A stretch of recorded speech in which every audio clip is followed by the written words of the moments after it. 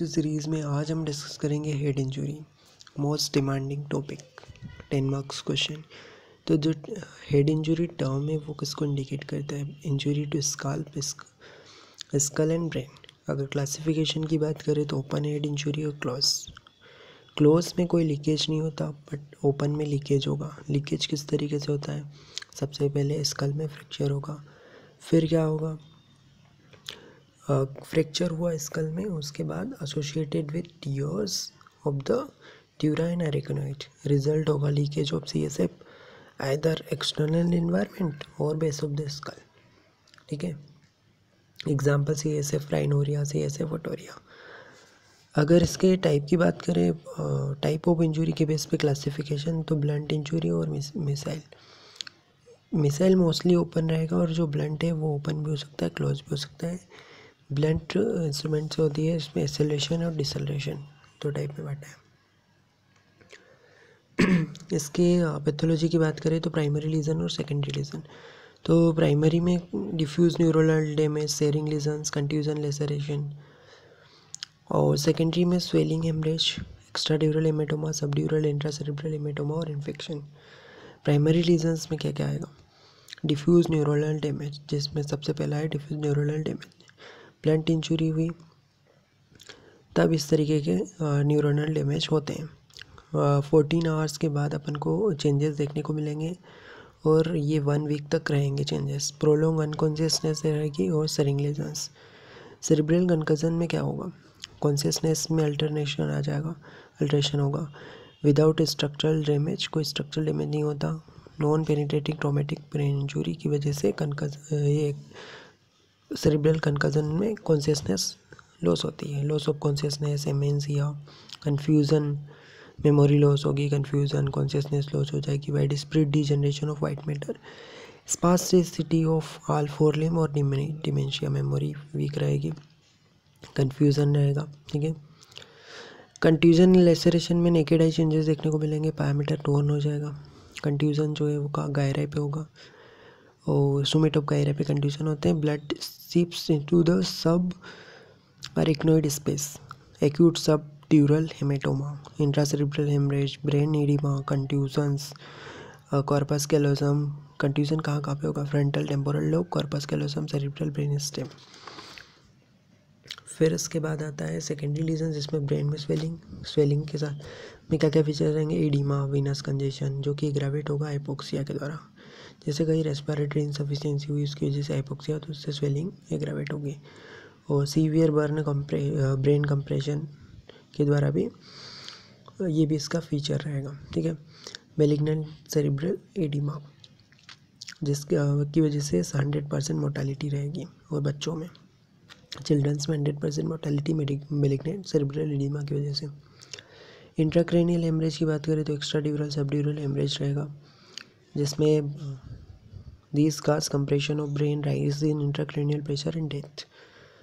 ठीक है, तो इंट्राक्रेनियल हेमरेज में क्या क्या आ जाएगा? एक्स्ट्रा ड्यूरल, सब ड्यूरल हेमरेज, और इसकी वजह से क्या होगा? ब्रेन में कंप्रेशन और इंट्राक्रेनियल प्रेशर बढ़ेगा और डेथ हो जाएगी। इन्फेक्शन में intracranial infection, generalise meningitis, subdural empyema, brain abscess, osteomyelitis of skulls, और पोर्ट्स पफी ट्यूमर। जिसमें पोर्ट्स पफी ट्यूमर जो है वो क्लोज हेड इंजरी का परिणाम होता है। ठीक है, तो पोर्ट्स पफी ट्यूमर, इसमें क्या रहता है कि पोर्ट्स पफी ट्यूमर जो है वो this is a sub periosteal infection usually caused by osteomyelitis of underlying skull. It is common in frontal region and frontal bone commonly involve.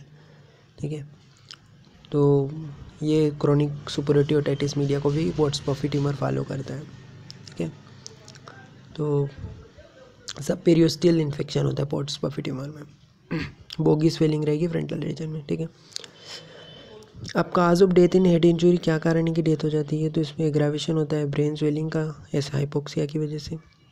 Hypoxia से swelling बढ़ जाएगी।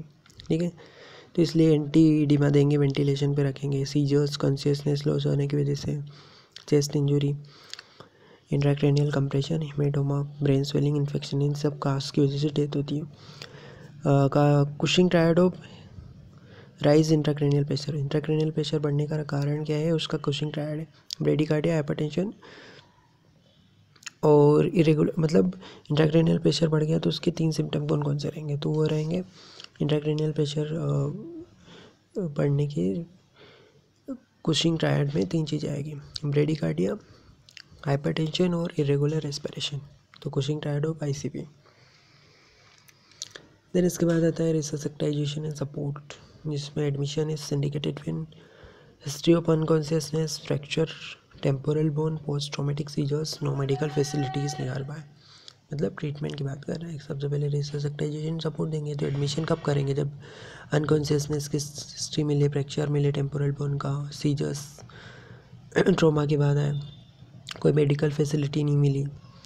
फिर काजुअल्टी रिसेप्शन, जिसमें airway mouth gag से और endotracheal tube से intubation, मतलब airway को प्रोटेक्ट करेंगे। जनरल असेसमेंट ऑफ पेशेंट में splenic rupture, haemothorax, lung bone fracture, pulse, BP note करेंगे। न्यूरोलॉजिकल असेसमेंट करेंगे, जिसमें ग्लासगो कोमा स्केल, जिसमें क्या क्या चीज़ें आएगी, ग्लासगो कोमा स्केल में आइस का स्टेटस देखेंगे, आइस ओपन है स्पॉन्टेनियसली तो 4, टू स्पीच, टू पेन और नन। फिर बेस्ट वर्बल रिस्पॉन्स, इसमें oriented, confused, interpreter, inappropriate words और इनकम्प्रेसिबल साउंड्स एंड नन। और बेस्ट मोटर रिस्पॉन्स में obeys command, localise the pain and withdrawal the pain, flexion to pain और extension to pain and none. तो इसको आपको अलग अलग उसको स्कोर दिया गया है, जैसे बेस्ट मोटर रिस्पॉन्स में ओबे कमांड को 6, लोकलाइज द पेन को 5, विड्रॉल द पेन को 3, 4, फ्लेक्शन टू द पेन को 3, एक्सटेंशन टू द पेन को 2 और नन को 1।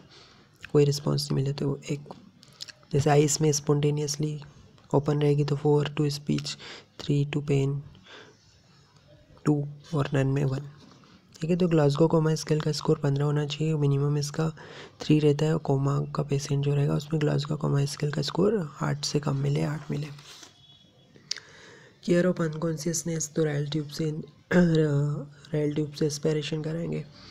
Care of the eyes, catheter चढ़ाएंगे यूरिन के लिए, और पोजीशन को चेंज करते रहते ताकि बेड सोना हो। और सर्जिकल ट्रीटमेंट, अच्छा, फ्रैक्चर ऑफ स्कल जो है वो 3 तरीके से होगा, एंटीरियर क्रेनियल फोसा का, मिडिल क्रेनियल और पोस्टीरियर। तो एंटीरियर क्रेनियल फोसा का फ्रैक्चर होगा तो अपन को ओल्फैक्टरी नर्व, ऑप्टिक नर्व में दिक्कत जाएगी, जिसमें ओल्फैक्टरी नर्व की वजह से एनोस्मिया, ऑप्टिक की वजह से लॉस ऑफ विजन, और थर्ड नर्व पल्सी की वजह से डायलेटेड प्यूपिल। और fracture cribriform plate result in CSF rhinorrhoea. Anterior cranial fossa में CSF राइनोरिया रहेगा, और सबकंजक्टिवल हेमरेज ऑर्बिट इंजरी की वजह से।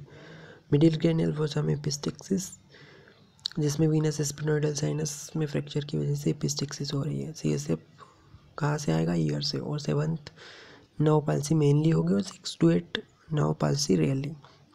पोस्टीरियर क्रेनियल फोसा, तो इसमें नेप ऑफ द नेक में स्वेलिंग रहेगी, 9th 10th 11th नर्व में पाल्सी। बेटल साइन क्या होता है, Battle sign discolouration of the skin, collection of blood in the mastoid process is known as the Battle sign.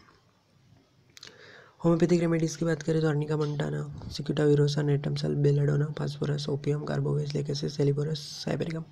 Arnica में क्या रहता है, सोलम ब्रूस सेंसेशन रहता है, कंट्यूजन कंकशन की रेमेडी, एक्यूट क्रोनिक इंजरी में काम में आती है। सिक्यूटा किसके लिए, कन्वर्जेंस, एपिलेप्सी, अनकॉन्शियसनेस की। नेटमसल क्रोनिक इफेक्ट आते हैं हेड इंजरी के परिणाम, जैसे depression, headache, sadness. Belladonna congestive type of headache. Phosphorus जो हेमरेज हो रहा है, haematoma. Opium loss of consciousness. Carbo veg loss of vital fluid. Lachesis haemorrhage की रेमेडी है। हेलिबोरस कॉन्शियसनेस के लिए। Hypericum nerve injury.